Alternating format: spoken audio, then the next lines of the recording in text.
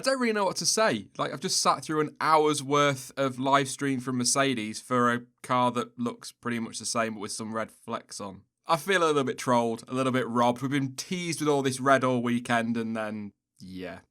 Hey guys, Sean here. Welcome to the F1 Word and to another surprise this Monday morning. Last Thursday, Haas shocked us all by revealing their 2020 livery spec car just to show off their new look. And this morning, Mercedes have shown us their new livery for 2020, but not on the 2020 car. That will still be revealed on Friday. It was all revealed over on YouTube and on Twitter, just across social media, where they announced a brand new 5-year tie-in with sponsor Ineos? I think it's Ineos. I'm sure they said Ineos in the live stream. But whatever, it's a new 5-year tie-in. Toto Wolff also talking in that press conference about how the, goal of Mercedes was to stay in Formula 1 beyond the end of 2020. But obviously they're still locked into negotiations with Liberty Media and all of that lot, so they're not going to reveal too much just yet about their future. But they are pretty keen to stick around by the sounds of it. And this is another deal as well that goes beyond 2020, so I think we're pretty confident they're staying. Usual caveat though, you never know in F1. But this is just a livery launch. Really, I just wanted to show you guys the photos if you've not already seen them and just give a few of my thoughts around it. First of all, I was joking at the start there. I never expected anything other than a predominantly silver livery. It is Mercedes. They are the silver arrows. They're not going to rock up with a fluorescent green car. That would be interesting, but they would never do that. That was never going to happen. Even with all the teasing of red on social media at the weekend, it was never going to come out and be a bright red Mercedes. Aside from anything else, it's not exactly on brand, but also their biggest rivals in the sport are Ferrari and they are red, so that's just never going to happen. So no great surprises to see predominantly silver.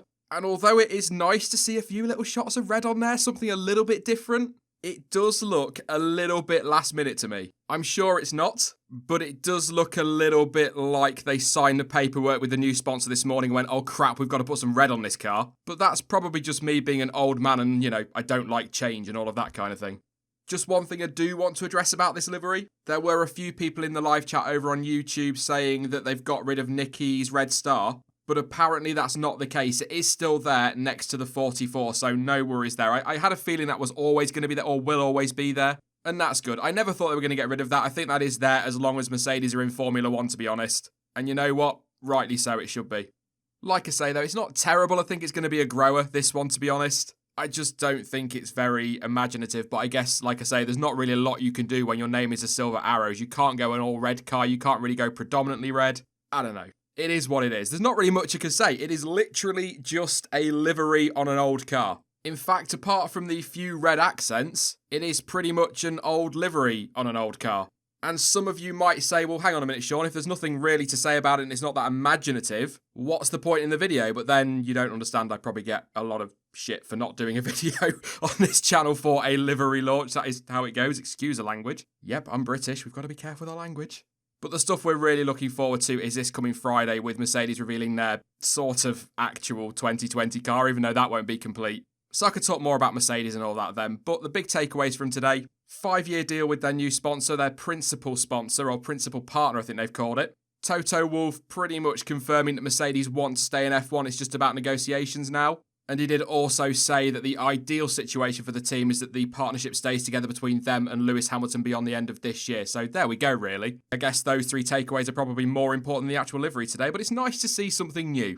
Don't forget, the Ferrari launch is tomorrow. I think that's going to be one of those launch spec cars with the 2020 livery on it. The build-up to that launch starts on Sky Sports F1 at 5:30 UK time tomorrow. That's 5:30 PM, not 5:30 AM, don't worry. So there will be a video out for that one, and then we've got Red Bull and Renault launching on Wednesday.